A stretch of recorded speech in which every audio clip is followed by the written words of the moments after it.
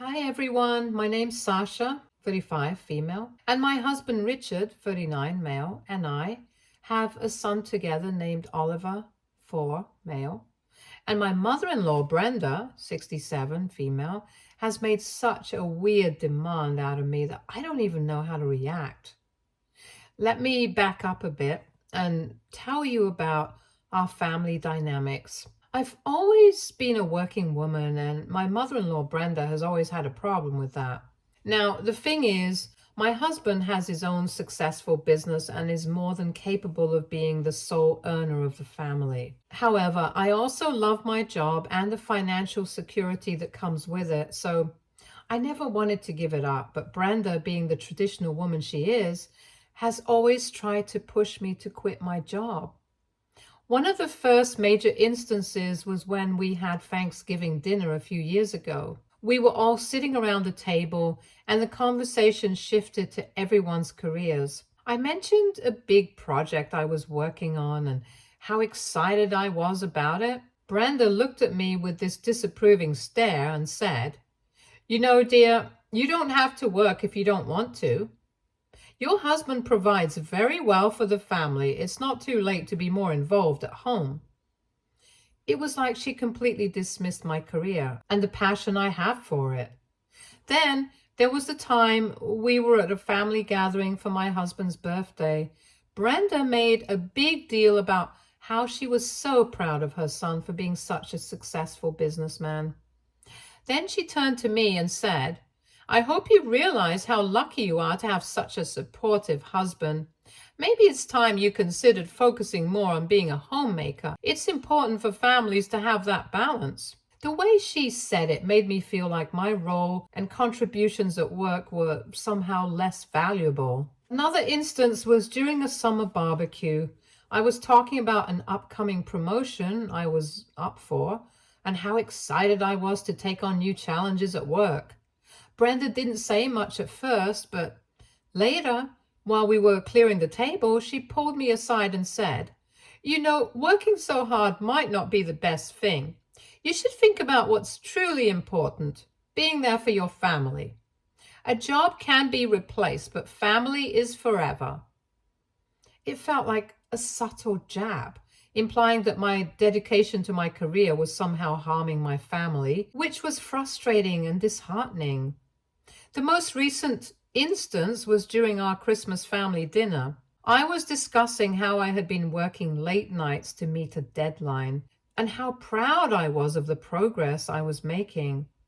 Brenda, in her usual fashion, sighed and said, "You really should think about scaling back. Your husband and I both think you're working too hard. It's time to enjoy life more and focus on what truly matters." It's like she's always trying to convince me that my career is a burden and I should be content with just being at home. In every one of these situations, Brenda's comments seem to reflect her own beliefs about traditional gender roles and what she thinks a woman's place should be. It's not just that she's suggesting I quit my job. It's the way she makes me feel as though my ambitions and career are somehow less important than conforming to her ideals. I've tried to explain my perspective to her, that my job is not just a source of income, but also a part of who I am and something that brings me fulfillment. But every time she just waves it off, saying things like, "Well, everyone has their own priorities," with this undertone that implies mine are misplaced. Things changed a lot when I got pregnant with Oliver. Brenda had this assumption that as soon as I found out I was pregnant, I'd automatically quit my job and embrace the role of a stay-at-home mom. She seemed to have this vision in her head of what motherhood should look like, and it definitely didn't include a pregnant woman working. When I was around 6 months pregnant, I was still working full-time, and that's when Brenda's pressure really started to ramp up. One day she came over to visit and noticed I was still working on a project from home. She immediately started in on me with, "You know, dear, it's really important to take it easy now that you're so far along. You should think about quitting your job. It's better for both you and the baby." Her tone was so insistent, It felt like she was almost trying to dictate my life decisions. Another instance was when I was at her house for a family dinner. I was tired and in the middle of preparing a presentation for work, and she saw me struggling to balance everything. She looked at me with a concerned expression and said, "Honey, you're about to become a mother. It's time to think about what's best for your child. Working while pregnant is one thing, but you should really consider taking a break and focusing on your family. It's what's best for everyone." Her pressure wasn't just verbal. It also felt like she was trying to undermine my choices by always suggesting that my job was secondary to being a mother. During another visit, she gave me a stack of brochures for parenting classes and said, "I've signed up for a few of these myself. I think you'd benefit from them. And it might give you a chance to think about taking some time off work." She acted like she was being helpful, but it felt like another way to push me towards quitting my job. One particularly frustrating moment was during a weekend family gathering. I was at a point where I had a lot of deadlines and was feeling pretty overwhelmed. Brenda took one look at me and said, "You know, you're working so hard. You should be at home resting and preparing for motherhood." It was as if she couldn't grasp that I was handling things just fine and that my work was also a significant part of my life. Even when we had a heart-to-heart about how I planned to balance work and motherhood, Brenda seemed to have her own agenda. I told her that I intended to take maternity leave and then return to work part-time. She looked at me with disbelief and disapproval and said, "You know, it's great that you're planning to return, but I really think it's important for you to prioritize being home with the baby. There's no substitute for a mother's presence." It felt like she couldn't accept that my choice to work part-time wasn't an attempt to neglect my role as a mother, but rather a way to balance both my career and my family. After Oliver was born, I was on maternity leave, and as I'd always planned, I was getting ready to return to work.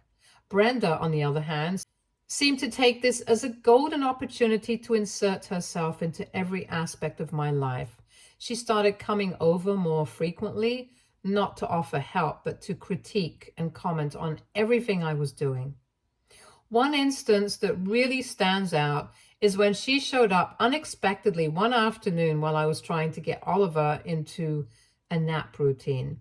I was already exhausted from the sleepless nights and trying to figure out a schedule that worked for both me and the baby. Brenda walked in and immediately started inspecting the nursery. She looked around, raised an eyebrow, and said, "You know, I read that babies sleep better in a room that's kept a bit cooler. You should think about adjusting the temperature." It felt like she was undermining every choice I'd made about Oliver's care. And it was incredibly disheartening. Then there was the time she came over while I was trying to manage Oliver's feeding schedule. I was pumping and feeding him from a bottle, and Brenda decided it was the perfect moment to discuss the benefits of direct breastfeeding and tell me how it is better for kids. Now, some of you might think that she was just trying to give Oliver the best, but the truth is that she always said things in such a condescending tone that would boil my blood. The situation got even more overwhelming when she started coming over during my work hours. I had a few meetings lined up and was trying to balance working from home while also caring for Oliver. Brenda would just pop in and start rearranging things or giving unsolicited advice on how I should manage my time. One day, I was in the middle of a Zoom call with a client, and Brenda barged into the room asking something that I didn't even remember at the moment. It was incredibly distracting and made it hard to focus on my work. Richard and I had a serious talk about how to handle the situation. We were both feeling frustrated with Brenda's constant intrusion and her habit of critiquing our parenting choices. We decided it was time to set some boundaries. Richard called Brenda to discuss it, and we had her over for a sit-down meeting at our house. We were calm but firm. explaining that while we appreciated her concern and advice, we needed her to respect our decisions and give us space to figure things out on our own. Brenda was surprised and defensive. She initially protested, saying things like, "I'm only trying to help. I just want what's best for Oliver." It was clear that she didn't fully understand how her actions were impacting us. She seemed to take our request as a personal rejection rather than a necessary step for us to establish our own parenting style. I was relieved because I knew we had to draw the line and establish some boundaries for our own well-being and for the health of our family dynamic. At the same time, I felt guilty because I knew Brenda meant well, even if her methods were overwhelming and intrusive. It was tough to balance standing up for our own choices with a desire to maintain a good relationship with her. After the conversation, Brenda's visits became less frequent, and she started to respect the boundaries we'd set. However, there was still a noticeable shift in our relationship. She seemed a bit distant and hurt, which was hard to navigate, but at least the constant pressure and critique had eased. After some time, I went back to the office, and Richard and I did everything we could to ensure Oliver was well taken care of. We hired a nanny, found a great daycare, and made sure to spend as much quality time with Oliver as we could. Despite our best efforts, Brenda didn't completely let go of her critical attitude. Every so often, she would drop these snide comments that really got under my skin. One day, we were hosting a small family lunch, and I was talking about how great our nanny was and how well Oliver was adjusting to the daycare. Brenda took a sip of her coffee, looked at me with this almost pitying expression, and said, "Well, at least Oliver's in good hands during the day. I just hope he's not missing out on too much of his parents' time." Her tone was so condescending, as if implying that we weren't doing enough for our child. It was incredibly frustrating because she wasn't seeing the full picture of how much effort we were putting in. There was also the occasion when we were having dinner with Brenda, and she brought up a recent milestone that Oliver had achieved at daycare, and she said, "Oh, that's nice to hear. I just hope you're not letting someone else do all the important stuff while you're at work." It was one of those moments where her comment felt like a direct attack on our parenting choices, even though she tried to mask it as a concern. The most frustrating instance was during one of her surprise visits. She showed up unannounced while we were getting ready for an evening out. We had hired a babysitter for the night, and Brenda noticed Oliver was getting settled with the sitter. She said, "I guess it's nice that you get a break every now and then. Just remember, the best memories are made when parents are fully present." Her comments made me feel like we were failing in some way, even though we were doing our best to ensure Oliver was loved and cared for. I started to get used to brushing off these comments, but they still stung every time. It was hard not to feel defensive when it seemed like Brenda was constantly questioning our choices and implying that we weren't giving Oliver the attention he deserved. I knew deep down that we were doing everything we could to provide a loving environment for him. But Brenda's snide remarks made me second guess ourselves more often than I would have liked. However, for the past few months, Brenda has been on overdrive with her critiques about how we're supposedly ignoring Oliver's needs. It's been incredibly hard to set boundaries with her, and her comments have been getting more and more intense. The worst was when she flat out told me that I either needed to become a stay-at-home mom or hand Oliver over to my sister-in-law, Rebecca, 31, female. I was absolutely shocked at what she was suggesting. Brenda's argument was that since Oliver spends some of his time with the nanny while Richard and I are at work, we might as well just let Rebecca take care of him. She said, "You know, since you're clearly so busy with your job, maybe you should consider having Rebecca look after Oliver full time. That way, he'd have constant care and you wouldn't have to worry about it." I was dumbfounded. It felt like she was dismissing all the effort we'd put into finding a good balance and assuming that anyone else could just step in and do a better job. When I heard that suggestion, I was livid. I told her outright that she was crazy for even suggesting it. I said, Brenda, that's not a solution. I'm not just going to hand Oliver over to Rebecca like he's some sort of burden. We have a plan that works for us, and I'm not going to let you dictate what's best for our child. I was shaking with anger, feeling completely overwhelmed by her lack of respect for our choices and her need to control the situation. Brenda's response was even more infuriating. She said, well, you know that Rebecca is infertile and you're already handing him over to the nanny during the day. It's not like you're there with him all the time anyway. At least with Rebecca, he'd have family around him and not just a hired caregiver. To top it off, she had the nerve to accuse me of being ungrateful and a bad mom for choosing to continue working. She said, you're so focused on your career that you're forgetting what's really important. A mother's place is at home with her child, and you're not being fair to Oliver. Richard was equally flabbergasted by Brenda's suggestions.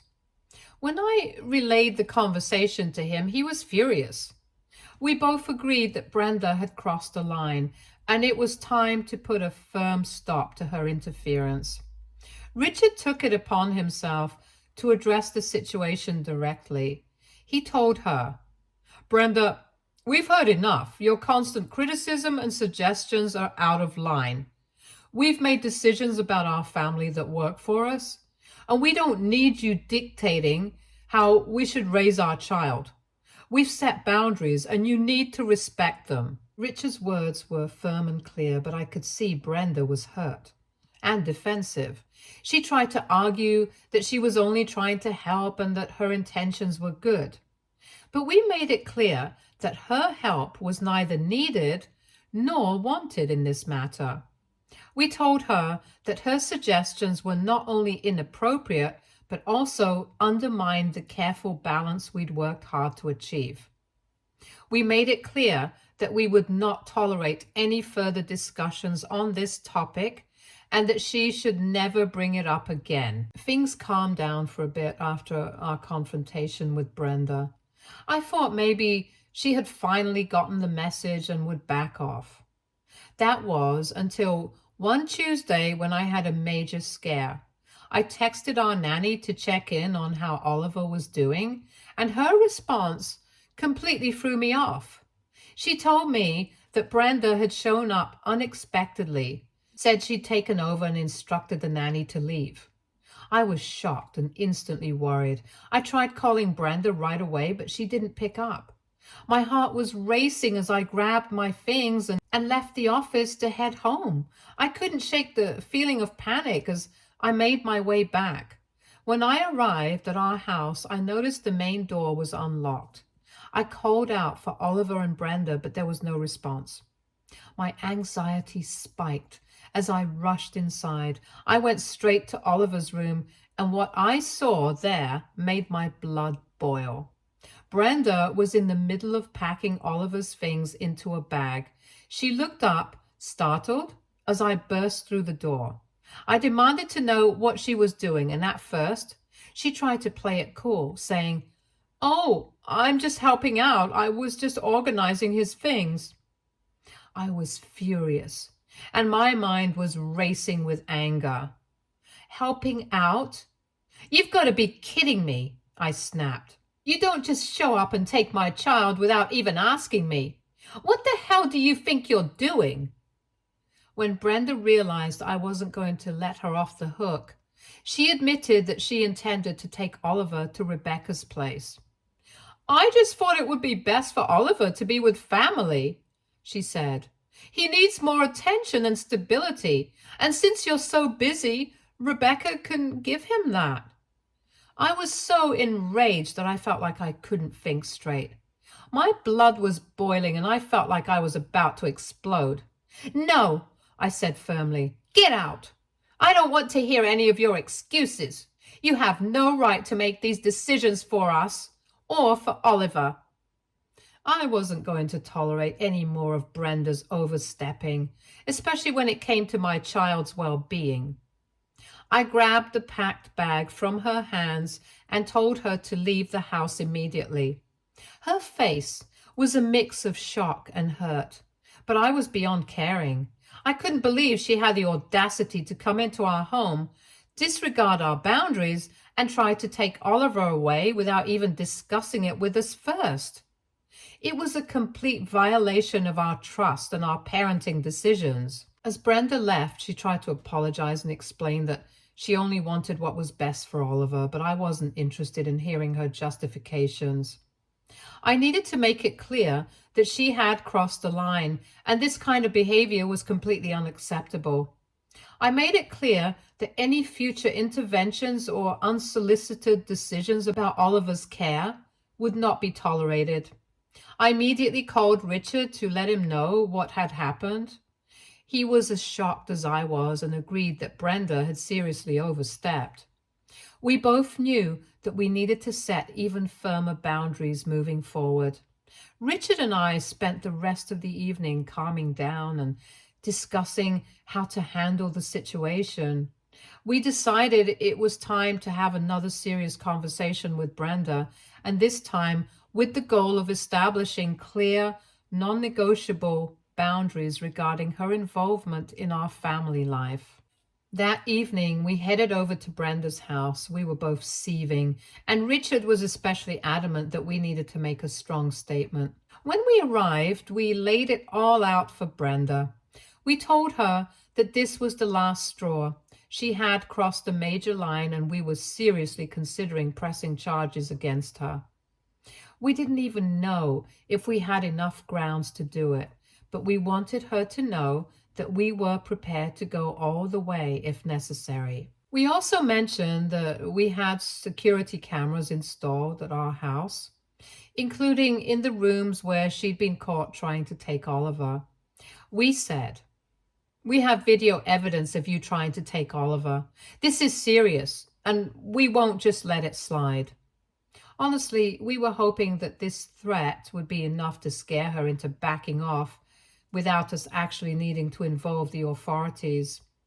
Brenda's reaction was immediate and desperate. She started begging us not to press charges, pleading with us to reconsider. She kept saying things like, "I didn't mean to overstep. I just want what's best for Oliver. Please don't do this." It was clear that she was scared and finally realized the severity of her actions. We told her flat out that if she wanted to avoid any legal trouble, she needed to stay away from us and our family. We emphasized that we would not tolerate any more interference or unsolicited advice about how we should raise our son. "If you care about our relationship at all," Richard said, "you'll respect our boundaries from now on and stay out of our lives." After laying down the law, we left her house. The whole ordeal was exhausting, and I couldn't help but feel conflicted. Part of me felt like maybe we'd let her off too easy, especially considering the gravity of what she tried to do. It was a tough call, and while the immediate threat was dealt with, I still worried about ensuring that Brenda wouldn't try to cross any more boundaries in the future. For now, it might be best to limit or even cut contact with Brenda for a while. This would give us time to establish our boundaries clearly and give Brenda a chance to understand the seriousness of our demands. I'd love to hear any additional suggestions or advice from anyone who has been in a similar situation. It's important to me that I'm doing everything possible to protect my son and ensure that our family can move forward without further issues. Update 1. After everything that had happened with Brenda, I thought I'd finally caught a break, but then a few days later, I received a call from Rebecca. She asked if we could meet, and since I was still reeling from the whole situation, I agreed. She came over to our house the same day, and I was bracing myself for whatever might come next. When Rebecca arrived, she was clearly upset, and she explained that she had found out what had happened and was really angry herself. She told me that Brenda had been lying to her, claiming that I was overwhelmed with work and wanted to hand over Oliver to her. Brenda had painted a completely false picture of the situation. Rebecca was furious when she learned the truth because Brenda had also told her that I didn't want to deal with Oliver and that I was embarrassed about failing as a mother. It was all a twisted manipulation to justify Brenda's own actions. Rebecca's anger was palpable as she shared how Brenda had been criticizing me and manipulating her own daughter. She said, "I had no idea Brenda was saying these things about you. She told me you were struggling and that you were too embarrassed to admit it. I thought you were actually okay with the idea of Oliver staying with me." I was livid hearing this. Brenda's deceit was far worse than I had imagined. Not only had she tried to take Oliver from us, but she had also been actively spreading lies and manipulating Rebecca to support her actions. It was a huge betrayal, not just to me, but to Rebecca as well. Rebecca went on to explain that she and her partner had been trying to have a child for the past 5 years without success. This situation had left her feeling particularly vulnerable and caught up in Brenda's scheme. She said, "I would never have tried to step in like this if I'd known the real situation. It hurt me to think that Brenda might have used my own hopes and struggles against you." Hearing Rebecca's side of the story made me realize how deep Brenda's manipulation had gone. I was relieved that Rebecca wasn't part of the scheme willingly, but sad that Brenda had caused so much unnecessary pain. I told Rebecca that we were both victims of Brenda's deceit and that there was no reason for her to feel guilty. "It's not your fault," I said. "Brenda has been crossing boundaries and manipulating everyone around her. You were misled, and I'm sorry you had to be caught up in this mess." Rebecca was grateful for my understanding and apologized for any confusion or hurt caused. We talked about how we could move forward from here. I assured her that I valued our relationship and that we needed to keep communication open to avoid any more misunderstandings. We both agreed that Brenda had to be the focal point of our concerns right now and that we needed to support each other to deal with her. In the aftermath of the meeting with Rebecca, I felt a bit of weight lift off my shoulders. At least now, Rebecca and I were on the same page, and I no longer had to worry about Brenda's manipulation affecting our relationship. I felt more determined than ever to keep our family's boundaries strong and to protect Oliver from any further interference. Update 2. Brenda has crossed all lines. It's been 2 weeks since I last posted here, hoping things would settle down, but they haven't. In fact, they've gotten even worse. Yesterday, I went to pick up Oliver from his daycare, and to my shock, they told me he had already been picked up. I asked them who had taken him, and they casually mentioned that his grandma had come by. Brenda used to pick Oliver up before everything went down, so the daycare staff didn't think twice when she showed up again. I was livid. I told them to never let this happen again and stormed out of the center. I called Brenda immediately, and to my surprise, she actually answered. I demanded to know where she was and where my son was. She answered nonchalantly that she just missed Oliver and had picked him up to spend some time with him. She said she was at her house. I was beyond furious. I ended the call and drove straight to her place. When I arrived, Brenda was in her living room, sitting comfortably with Oliver playing nearby. I didn't waste any time. I grabbed Oliver, put him in the car, all while trying to keep my composure. I told Brenda bluntly that this was the final straw. I made it clear that we were done with her interfering in our lives and that she was never to see her grandchild again. Brenda tried to protest, saying she didn't mean to cause any worry and was just trying to be a loving grandmother. I didn't want to hear any more excuses. I told her that I didn't care about her intentions and that we would be filing for a restraining order. Her face fell, and she looked genuinely hurt. But I was done with her manipulative behavior. I left her house without another word. When Richard came home later that evening, I filled him in on what had happened. He was as outraged as I was and agreed that we needed to take serious legal action. We both felt that Brenda's audacity was escalating, and it was clear that she wasn't going to respect our boundaries unless there were real consequences. Richard suggested we definitely seek legal counsel and look into filing a restraining order as soon as possible. It's been incredibly draining dealing with Brenda's constant interference. Her actions have made it clear that she's unwilling to respect our family's boundaries without some form of legal deterrent.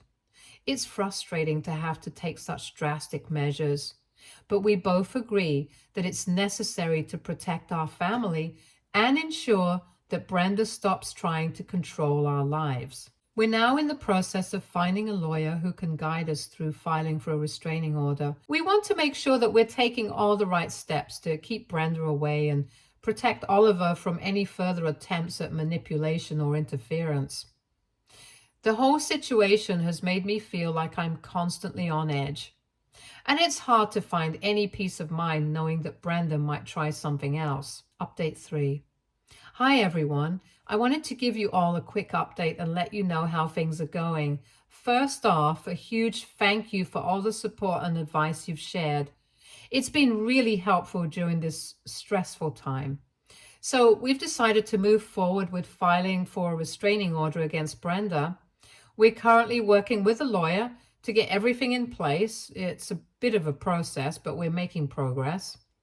We want to make sure that we're taking all the necessary steps to protect our family and to send a clear message that Brenda's behavior is unacceptable.